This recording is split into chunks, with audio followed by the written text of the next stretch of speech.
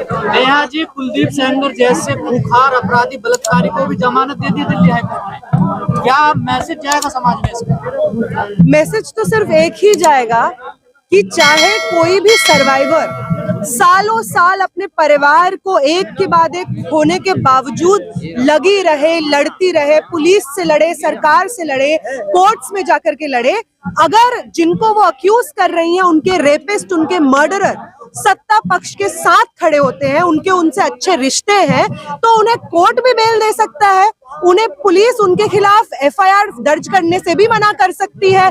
सरकार के लोग, बृजभूषण शरण जैसे लोग उनके पक्ष में स्टेटमेंट्स भी दे सकते हैं। यही हमें एक मैसेज जा रहा है कि अगर इस देश की महिलाएं यहाँ पे सत्ता पक्ष के किसी भी इंसान के खिलाफ आवाज उठाना चाहती हैं, तो इस देश में ना कानून व्यवस्था उनकी सुनेगी, ना पुलिस सुनेगा, ना प्रशासन सुनेगा। बीजेपी के तमाम नेता उनके सपोर्ट में आ गए हैं, कह रहे हैं अच्छा हुआ पर देरी से आया।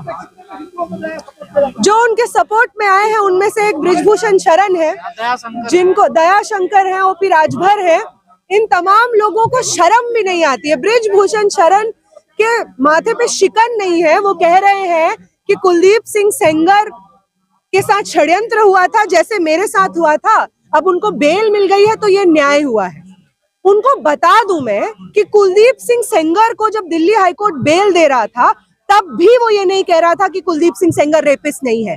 बेल मिलने के बावजूद वो रेपिस्ट है, बेल मिलने के बावजूद वो सर्वाइवर के पिता के हत्यारे हैं, बेल मिलने के बावजूद उन्होंने यूपी पुलिस को सर्वाइवर के पक्ष में कंप्लेंट फाइल करने से, इन्वेस्टिगेशन करने से रोका है।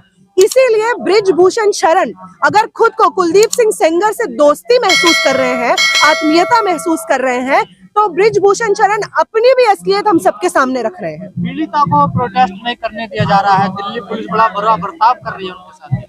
बिल्कुल आप सच कह रहे हैं। जिस दिन बेल मिलती है उस दिन सर्वाइवर इंडिया गेट पे जा करके वहां पे बैठी हुई रहती है अपने मदर और योगिता भयाना के साथ में, और पुलिस उनको बहुत बर्बरता से डिटेन करती है। कल हम लोग संसद भवन के बाहर खड़े रहते हैं, कुछ ना नारे लग रहे हैं, सिर्फ एक बैनर के साथ हम वहां पे खड़े हैं, हमें डिटेन कर लिया जाता है और जब हमें मंदिरमार्ग पुलिस स्टेशन ले जाया जाता है, वहां पे सर्वाइवर और उनकी मदर जब आती हैं तो उनकी मदर बताती है कि उनको इंडिया गेट पे जब पुलिस डिटेन कर रही होती है तो कितनी चोटें आई हुई रहती हैं।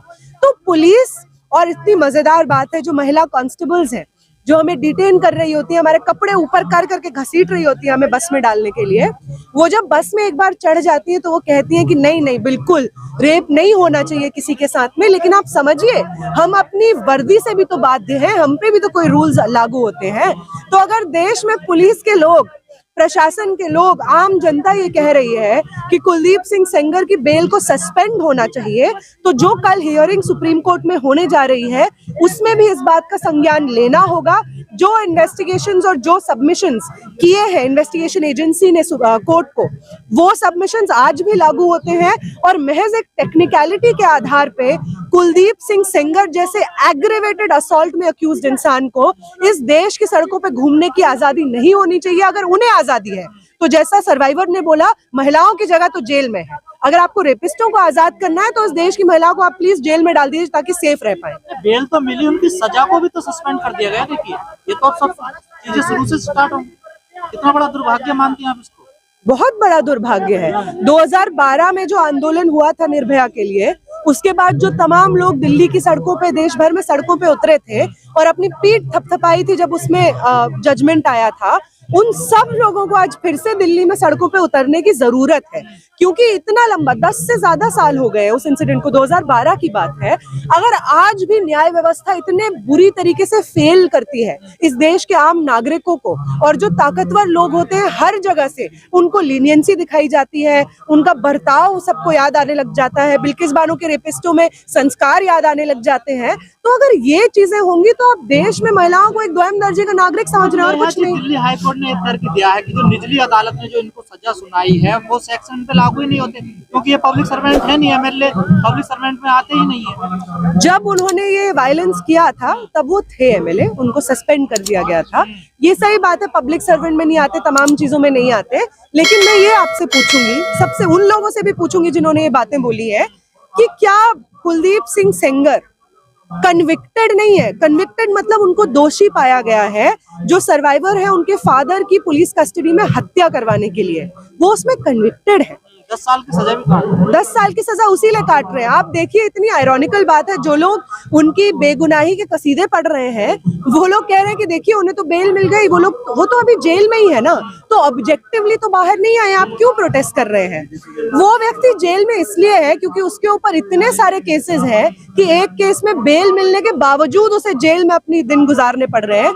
इतना बड़ा अपराधी है वो व्यक्ति इन्वॉल्व रहता है इन्वेस्टिगेशन को डिरेल करने में, वो व्यक्ति इन्वॉल्व रहता है इस चीज में कि यूपी पुलिस कंप्लेंट ही ना ले।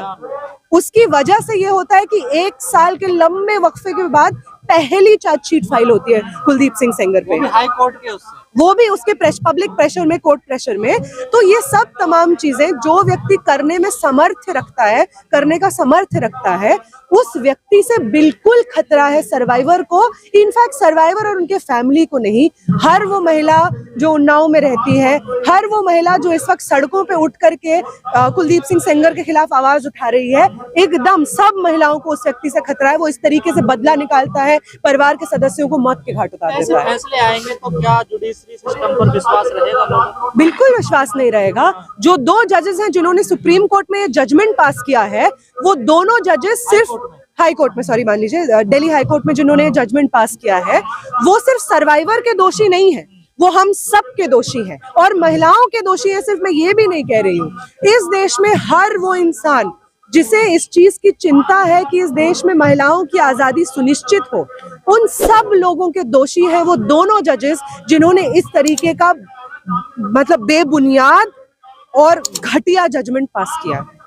तो ऐसी बीजेपी बचाएगी बेटियों को इस प्रकार से? बीजेपी तो क्या ही बचा रही है, बीजेपी से बचाना पड़ रहा है बेटियों को। इनका बेटी बचाओ बेटी पढ़ाओ का जो पूरा कैंपेन चला, उसमें इन्होंने पैसों को सिर्फ अपना पीआर करने में लगाया। मैं स्टूडेंट हूँ, बेटी पढ़ाओ की तो मैं अगर पोल खोलूं तो पूरी रात यहाँ पे गुजर जाएगी। जिस तरीके से स्कॉलरशिप्स कट हो रहे हैं, लड़कियों को जो स्कॉलरशिप स्कूलों में मिलती हैं वो बंद की जा रही हैं, लॉज ला करके फी हाइक हो रहे हैं, तो बेटियों से बचाने की जरूरत पड़ रही है भाजपा सरकार से। और बेटियों को पढ़ने ये लोग देना नहीं चाहते क्योंकि बेटियां पढ़ जाएंगी तो इनकी पोल खोल देंगी। जो पीड़िता है वो कह रही है कि जो इस केस का आईओ था सीबीआई की तरफ से, वो मिल गया है अपराधियों। बिल्कुल, मतलब शुरू से लेकर अंत तक जिस तरीके से इन्वेस्टिगेशन कैरी आउट हुई है इस केस में, ये तो जग जाहिर है कि पूरा सिस्टम और पुलिस प्रशासन मिला ही हुआ है। क्या भाजपा सरकार में आने के बाद कोई भी व्यक्ति अभियुक्त हो जाता है इसका मतलब? हाँ, ये तो वॉशिंग मशीन है ना भाजपा को लेकर के। हम यही बात करते हैं कि आपके ऊपर मनी लॉन्ड्रिंग का केस हो, करप्शन का केस हो, यौन हिंसा का केस हो, वॉशिंग मशीन, भाजपा की वॉशिंग मशीन में धुल करके वो सब साफ हो जाते हैं। कौन सी वॉशिंग मशीन है जो और पार्टियों के पास नहीं है? और पार्टियों के पास होती है अगर वो सत्ता पक्ष में होते। निर्भया जैसा माहौल बनाना चाह रहे हैं पूरे देश भर में, 2012 में जिस तरीके से आप लोगों ने देखा। नहीं, निर्भया जैसा क्या माहौल, वही मूवमेंट जो एक लंबे समय में चला उसको कंटिन्यू करना हमें होगा। क्योंकि आप एक दोषी को, मान लीजिए कुलदीप सिंह सेंगर को सजा मिल भी जाए, तब भी महिलाओं के खिलाफ हिंसा होना बंद हो जाएगा, ऐसा बिल्कुल नहीं है। इसीलिए जो लोग कैपिटल पनिशमेंट डिमांड करते हैं, ये समझते हैं कि कुलदीप सिंह सेंगर को फांसी या किसी को फांसी होने से रेप कल्चर खत्म हो जाएगा, उन लोगों से मैं कहना चाहूंगी कि इस केस में, एक केस में किसी एक दोषी को कैपिटल पनिशमेंट हो जाने से इस समाज में जो कल्चर एग्जिस्ट करता है, जो कि एनेबल करता है बृजभूषण शरण को, ओपी राजभर को ये कहने के लिए कि हम कुलदीप सिंह सेंगर के सपोर्ट में है, ये कल्चर खत्म नहीं होगा। और यही वो कल्चर है जो रेप को अंजाम देता है। ये दोनों अलग चीजें नहीं है। जब किसी महिला के साथ रेप होता है, उसको छेड़ा जाता है, उसके साथ यौन उत्पीड़न होता है, तो समाज में जो कल्चर एग्जिस्ट करता है जहाँ पे एक रेपिस्ट दूसरे रेपिस्ट को बचाता है, लोग ये कहते हैं कि नई लड़कियां ऐसे कपड़े पहन के क्यों जाती हैं, रात में क्यों जाती हैं, इनके साथ क्यों घूमती हैं, महिलाओं की आजादी को रीजन बना देते हैं सेक्सुअल हरासमेंट और रेप का। ये तमाम चीजें इसी कल्चर का हिस्सा है जिसकी वजह से रेप्स जस्टिफाई होते रहते हैं और बृजभूषण शरण जैसे लोगों को बेल मिलती रहती है। सजा क्या होनी चाहिए रेपिस्ट? बिल्कुल रेपिस्ट, अम्मी मैं ऐसे नहीं कह सकती हूँ, लेकिन रेपिस्ट बिल्कुल मैं यही कहूंगी कि जो भी रेपिस्ट हैं उनको जुडिशियल सिस्टम में, पुलिस सिस्टम में फेयर कार्रवाई करके, बिना ये देखे कि वो व्यक्ति किस जात धर्म से आते हैं, उनका सत्ता पक्ष के साथ में क्या रिश्ता है, उनके ऊपर जो भी चार्जेस है उनका फेयर ट्रायल होके उन्हें सख्त से सख्त सजा मिलनी चाहिए। और जो रिस्पोंडेंट्स है, जो सर्वाइवर्स होते हैं, उनको हर मुमकिन सहयोग देना होगा। नेहा जी, कल आज सुप्रीम कोर्ट में सुनवाई होनी है इसको लेकर, क्या उम्मीद लग रही है आपको? देखिए, उम्मीद है भी नहीं भी है, उम्मीद नहीं है इसलिए प्रदर्शन कर रहे हैं। बिल्कुल होनी चाहिए। जिस तरीके का पब्लिक प्रेशर बन रहा है, हम तो वही बनाने के लिए आए हैं। अगर हमें भरोसा होता तो हम प्रोटेस्ट करने नहीं आते ताकि प्रेशर बने, और अगर भरोसा नहीं होता तो प्रोटेस्ट ही नहीं करते, घर पे बैठते। तो दोनों ही चीजें हैं। Supreme court highest court of the land है, और हम एक्सपेक्ट करते हैं सुप्रीम कोर्ट से कि एक रेपिस्ट को बेल तो सुप्रीम कोर्ट के हाथों नहीं मिलेगी।